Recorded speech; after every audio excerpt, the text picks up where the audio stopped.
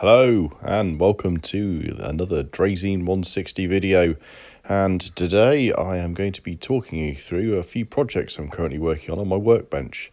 Of course, what I have on my workbench today is Lef. It's the Summer Lef Special, which is 5.2%, very tasty.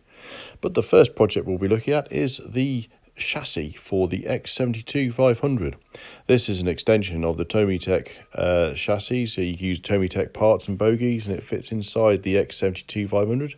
This is the finalized unpowered version, and it's in quite final shape at the moment.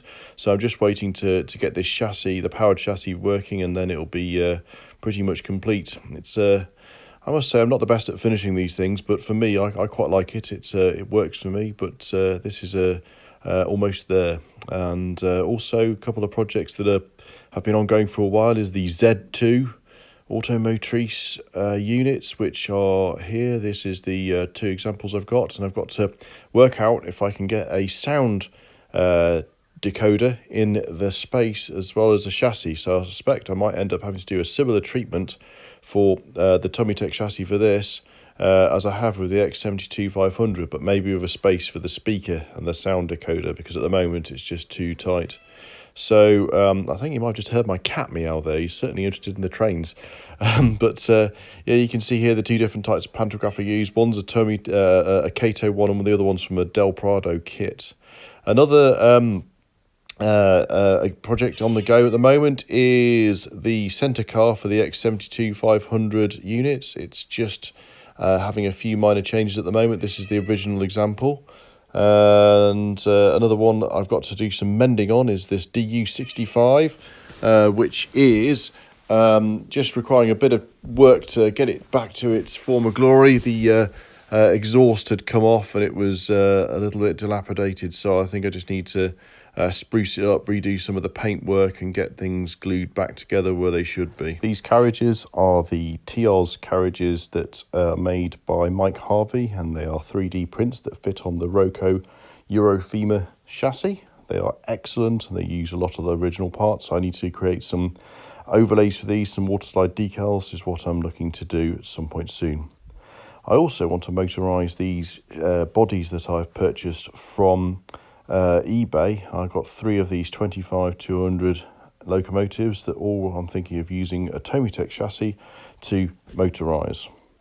I've got some catenary, 1500 volt DC catenary, which I'm also looking to install the layout, but I need to find ways in which I can reduce the cost of printing these, because they're very expensive to print.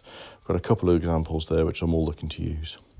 As you can see, there's been a minor catastrophe on the layout. One of my spotlights needed to be changed in the roof, and as such I had to pull it down. It's created a bit of a mess. Obviously I need to tidy that up, but I need to replace the spotlight, which is costing me a staggering £25 just for the bulb light fitting, which is a bit annoying. Going to be looking to do the river, which I've got a few products here for. I'm going to look at do some rock faces as well from some mountains, and I'm going to be using for the terrain a new product for me, which is the Knock Terraform set. I'm quite excited about this.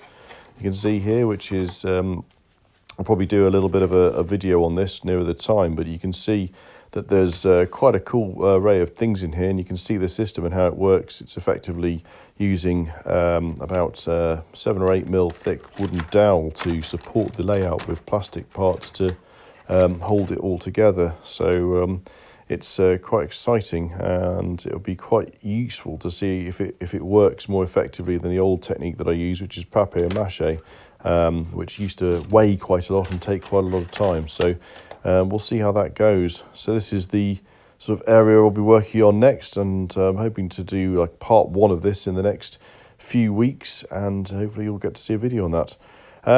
I've got a book on Limoges Benedictines as well, which is another thing I'm looking to study, just so that I can start doing some accurate drawings, which would be quite exciting. And the final piece of rolling stock is the DU94. As you can see here, it's in its early days of test printing. It requires a bit of work at the moment, a few things to get the motorised components to fit properly, but I'm quite happy with the the overall appearance of it, and I just need to work out how the pickups fit inside it and the motor works properly. But I've had some good ideas about using phosphor bronze pickups, which will be used over the build of this. So anyway, thank you very much for watching. If you've got this far, I'd really appreciate a like, even more a subscribe to my channel.